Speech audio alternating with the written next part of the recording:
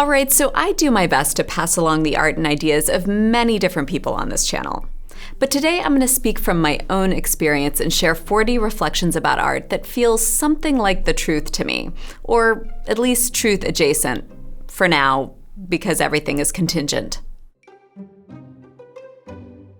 Big things can happen in small places. Think about Black Mountain College, where amazing makers and thinkers gathered together to grow their own practices and teach the next generation in the 1930s to the 50s. And it happened not in New York or Paris, but on the side of a mountain in North Carolina. Or there's the 25 acres of sculptures and mosaic courtyards that Nek Chand created in the North Indian city of Chandigarh. You can make art and do cool things anywhere, even if the market is only in a few places. You don't have to like Picasso. You can, but you don't have to. Almost everyone is suffering from a crushing lack of confidence, even at fancy art parties. Perhaps especially at fancy art parties. I like a lot of conceptual art, but that doesn't mean I don't also appreciate draftsmanship and art that involves tremendous training and skill. Master craftsmanship never gets old, and liking it doesn't mean you can't enjoy different kinds of art too. As one of my art professors in college once said, some people go to the moon. Some people paint a canvas red.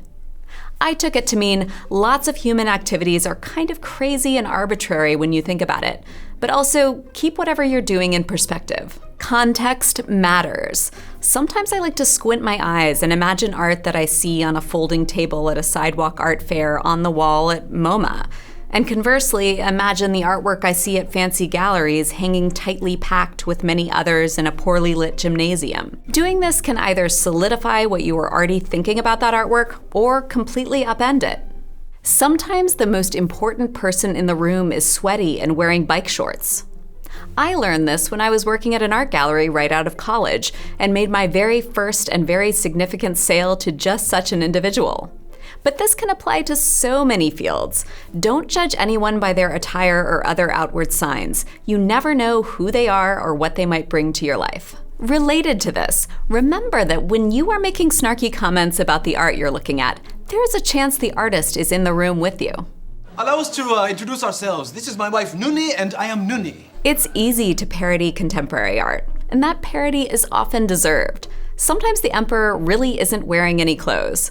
But parody can also be a way of giving ourselves license to ignore what we might find challenging or complex. So, laugh, but then think about it anyway. Lectures and all-day symposia about art can be deadly boring, but if you sit there, you will come up with good ideas. This is how my husband discovered the idea of third space, used extensively in his book, The Fault in Our Stars. You don't have to like Impressionism. You can, but you don't have to. The ancient Roman poet Horace said that poetry should delight and instruct, or in another translation, join the instructive with the agreeable. This can be extended to the visual arts as well. Make sure to leave room for both when you're making art or experiencing it. Disliking something is rarely forever. I dislike Renoir right now, but that only tells me that in 20 years I'm going to encounter a Renoir that will surprise and move me. The art may not have changed, but I will have, and also the world around me will have, both affecting my read of it. Whenever I study an artist or artwork deeply, my appreciation for the work almost always grows. I'm a softie that way.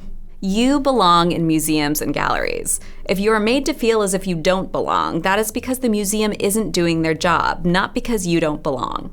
If you feel like you don't belong in a fancy commercial art gallery, try not to take it personally.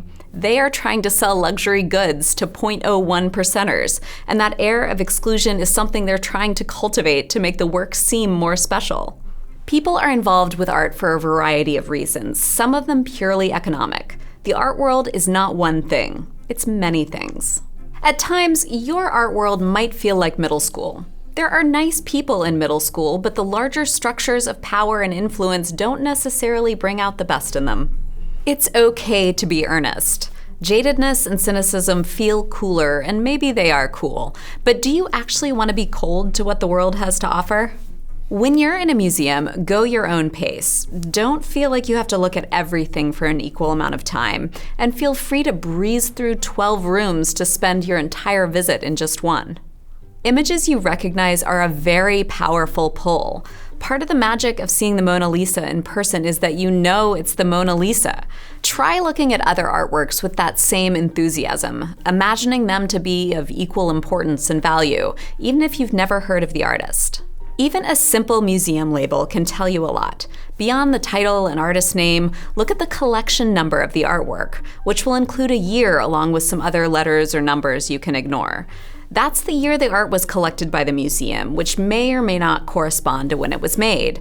Think about the circumstances of that time period and what it might mean for, say, an artwork created by a woman artist in the 1950s to be collected in the 2000s.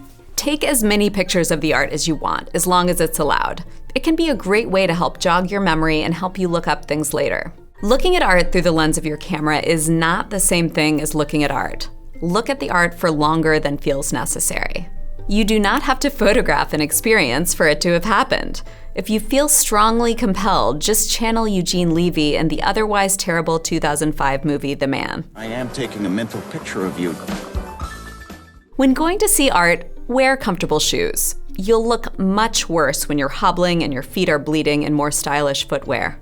Acknowledge the presence of gallery guards. They are people. A slight nod of the head or a little smile will do, especially if you're the only two people in the room. Also, sometimes the guards know secrets and will tell them to you. Don't get mad if a guard tells you to take a step back. It's their job to protect the art, and you're getting too close, and for all they know could be the one maniac who ruins it for the rest of us. You may know you're not going to touch the art, but they don't. Take the free tour, attend the performance, get the audio guide, download the app. That was 4. Sometimes the only difference between having a miserable art experience and having an enjoyable one is a cookie and a cup of coffee. If you find yourself hating everything you see, take a break, feed yourself, and try again. For art to have a transformative impact on our lives, it has to make a deep connection with the viewer. Some of that work is done by the art, and some of it must be done by the viewer. Don't forget your role. This is just kind of an observation, but people really love shiny, reflective art. Anish Kapoor's Cloudgate, Jeff Koons' sculptures, and Kusama's Infinity Rooms. After all these years, we're just cave people attracted to the bright flickering light and our reflection in a pool of water. Art that you have to go out of your way to find can be the perfect organizing principle for travel. From Nancy Holt's sun tunnels in the Utah desert, to the National Memorial for Peace and Justice in Montgomery, Alabama, to the art park in Nhotin in Brazil, having a destination like this in mind and letting the rest fall into place around it can lead to epic and fulfilling adventures. Write in your books if you want to. If you've ever been to a book pulping factory, which I have, you'll start to understand them as utterly temporary items, especially in this digital age.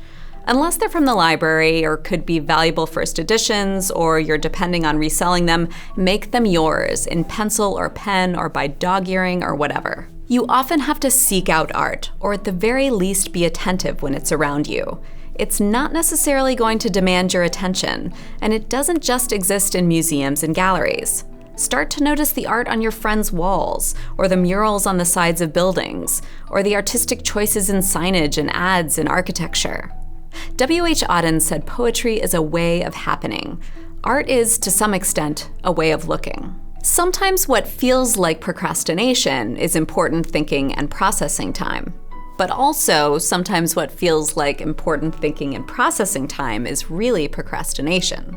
I once had the good fortune to work with the artist Spencer Finch when I was a museum curator. He told me about this project he did a long time ago where he closed his eyes, pressed a finger to his eyeball, and then tried to represent what he saw on paper. I've always thought of it as this one little thing that is the most perfect evidence that there is still so much to explore and represent as an artist.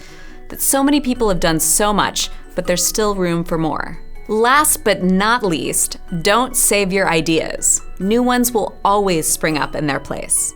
What versions of truth have you constructed about art? Let's talk about them in the comments.